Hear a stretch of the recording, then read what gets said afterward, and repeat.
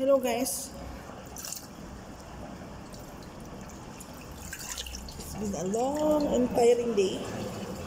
Medyo nakaka-stress. Buti na lang maganda yung amenities nitong nakuha namin tirahan. So after ng work, pwede kang mag-gym. May gym sila doon. Ang ganda, kompleto. Or, minsan kasi gabi na rin ako nagdi-dinner, so nakakatamad na rin mag-workout after. Dito na lang, diretso ko sa pool. Sarap mag-distress, ang sarap mag-relax.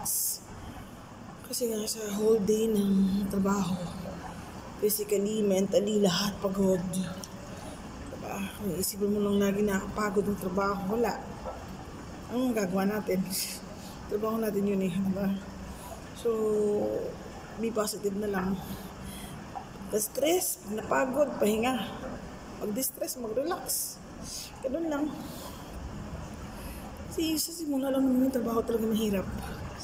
Pagka nagamay mo na, nagawa mo na yung routine mo everyday, mas madali na siya. Mas madali mo na siyang tapusin. Mas alam mo na paano mo i-meet yung deadlines mo. Mas alam mo na paano mo unti-unti matatapos yung araw mo. Diba? Kaya ayaw ko lang sa mga pagod, lalo na sa mga OFW katulad natin.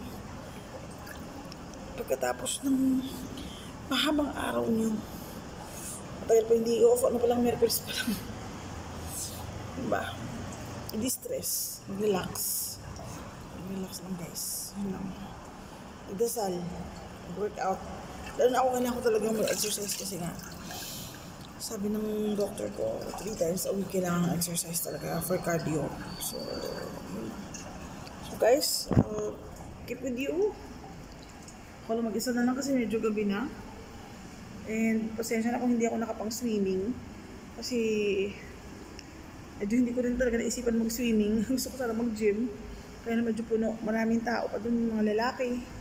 Hindi ako komportable. That's the reason why pinili ko na lang munang mag-lublob. Okay guys, see you.